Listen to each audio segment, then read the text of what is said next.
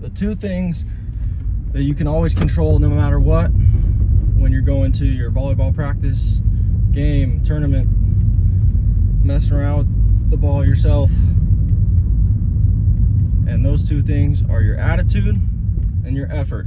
And I'm trying to drill this into all of my players' heads, but today I'm going to coach my 13's, and these are two huge things that I'm trying to drill into their brains: attitude and effort.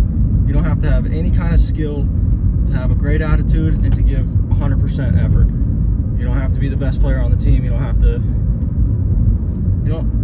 It's just attitude and effort. You can control these two things at all times. So your attitude, if you're moping around the court and you don't really want to be there, you're a little tired, or something happens in your personal life and you're just kind of bummed out, that's going to show on the court. And from a coach's perspective, it's pretty obvious when something like that goes down. Like I just had this happen last week with one of my players, where you could tell he was just down in the dumps, and he played terrible until he got out of it. And so your attitude is going to play a huge role. So my advice would be just to leave whatever you have going on at the door. For me, volleyball is always my happy place, so I could kind of just walk in the door and be like, okay, like volleyball time, yay. So if that's you, great. But if it's not, try to start slowly getting into that mental framework where I can always control my attitude, especially when I'm walking into my practice, game, tournament, whatever. And then effort, from a coach's perspective, effort is one of the most amazing things to see, because it shows that you really care about what I'm saying. It shows that you care about your team, about like wanting to get better and eventually win.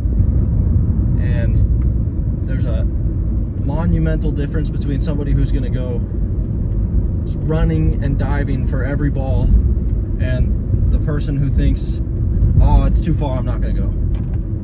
It's just out of reach, I'm not going to give my 100% effort and go get that ball. These two players, from a coach's standpoint, are just insanely different. Even if the kid isn't as good at volleyball or whatever, and he's the one running and sprinting and diving for every ball and like going all out, trying hard, that person, I'm putting that person on the court before I put the really good player on the court who doesn't try, who doesn't run for every ball, who doesn't dive, doesn't show any effort. That guy, as far as I'm concerned, can sit the bench until he decides that he likes volleyball and wants to try. But those are my big two pieces of advice for today. Attitude and effort, you can always control them. They play a bigger part in volleyball from a coaching standpoint than you think. And those are two things that I tried to control every time that I stepped on a volleyball court throughout middle school, high school, and especially college. Because if you're a college player, you already know this, but when you go through a full day or half a day of practice or classes, and then you go onto the volleyball court, there's so much that can happen before you actually step on the court. Like, there's so many things that could quote unquote go wrong. Like, your mental could be totally shot, your body could be really sore from the lifts or whatever. If you can control your attitude and effort, things can turn around for you super quickly. And so do your very, very best to control your attitude and effort every time you step on the court. But right now I'm going to coach my 13's, so I'll see you in there.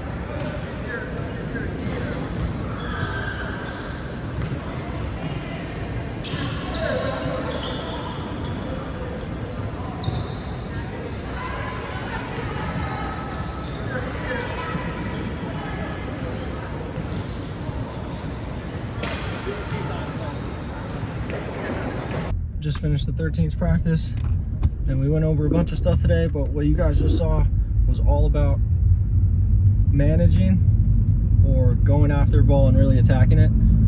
For the tighter sets that I was given, we were really working on getting our feet underneath the ball, reaching up high and tipping over the net. And for the perfect ball, we were trying to hit around the blocker that was up there. And as you can see, we need some work on that, but it was pretty good for just starting out, honestly. So we started with some setting against the wall, some passing to ourselves, getting a lot of touches on the ball early on, and then after we did our serve and pass, which we did directly after that, warm-up drills, then we went into the drill that you guys saw. So if you're a younger character, make sure we're reaching high, trying to get that ball over the net, contacting it at its highest point possible. We don't want to let that ball drop and try to hit it down here, because swinging from here we have no range, we have no power. But up here we have a lot of range and a lot of power to hit over the net. So that's what I got for today. But yep, make sure you're getting touches on the volleyball. I'm going home and going to bed because it's late. So I'll see you in the next one. Peace out.